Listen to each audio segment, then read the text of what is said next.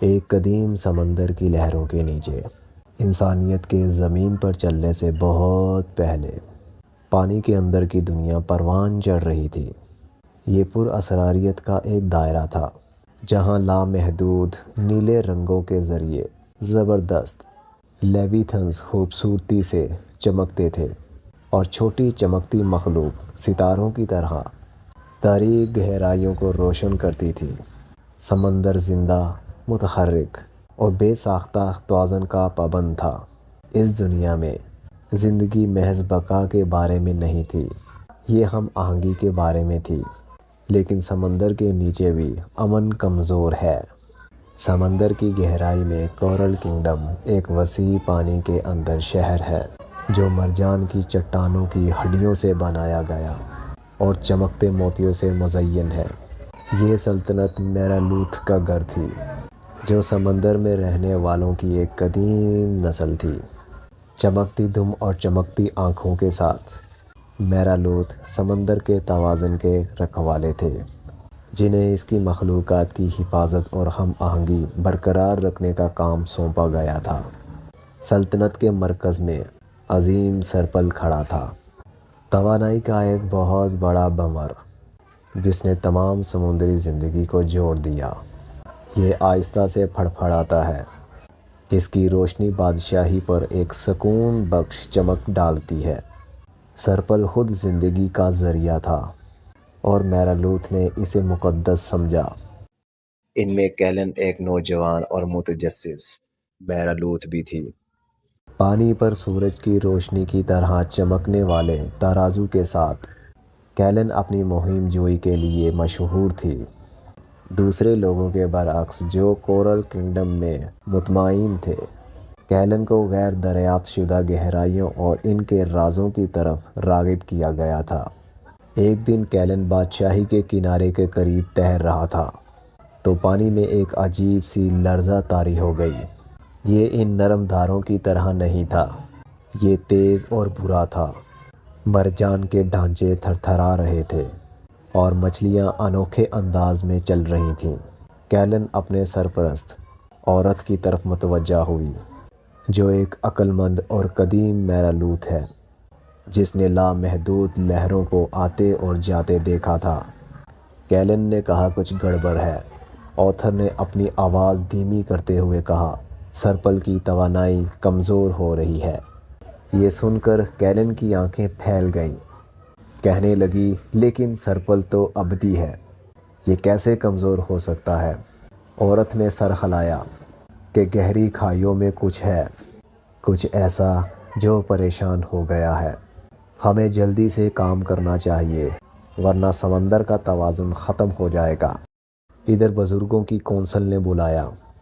ان کی بایولومینیسنٹ شکلیں Corel hall میں خوفناک سائے ڈال رہی ہیں۔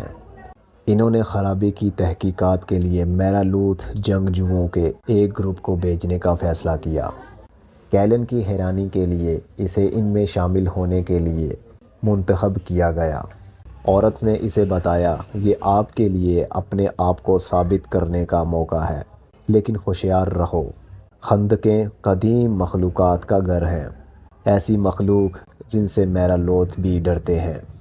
چمکدار عملے سے لیس اور چمکتی ہوئی جیلی فش کی رہنمائی میں کیلن اور اس کی ٹیم ابلیسی میدانوں کی طرف روانہ ہوئی، جہاں سمندر کی روشنی اندھیروں میں ڈل گئی۔ جوں جوں وہ نیچے اترے، پانی ٹھنڈا اور گہرا ہوتا گیا۔ چمکتی آنکھوں اور تیز دانتوں والی عجیب و غریب مخلوق اندھیرے میں غائب ہونے سے پہلے کچھ دیر کے لیے سائے میں نمودار ہوئی۔ دباؤ بہت زیادہ تھا، لیکن میرالوتھ کے جادوئی ترازو نے ان کی حفاظت کی۔ کیلن نے اپنے ارد گرد خوف کو محسوس کیا۔ خندق ایک اور دنیا کی طرف تھی، جس میں حیاتیاتی پودوں اور چٹانوں کی قدیم شکلیں بھری ہوئی تھیں، جو ماضی کے طویل عرصے سے سرگوشی کرتی تھیں۔ اچانک ایک بڑا سا سایہ سامنے آیا۔ یہ ایک مارون تھا، ایک قدیم سمندری سانپ، جس کے بارے میں سوچا جاتا تھا کہ یہ ختم ہو چکا ہے۔ اس کی آنکھیں سرخ ہو رہی تھیں، اور اس کا جسم سمندر کی تہہ میں ایک دراڑ کے گرد خوفناک طور پر کنڈلی مار رہا تھا۔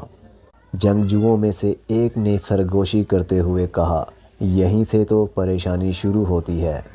کیلن اسپائرل کی توانائی کو دراڑ سے کمزوری سے دھڑکتے محسوس کر سکتی تھی، جیسے کوئی چیز اسے نگل رہی ہو۔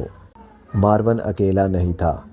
سائے سے ابھرتے ہوئے عجیب و غریب انسان نما سمندری جانور تھے، جن کے دانے دار پنکھ اور پھیکے سرمائی ترازو تھے۔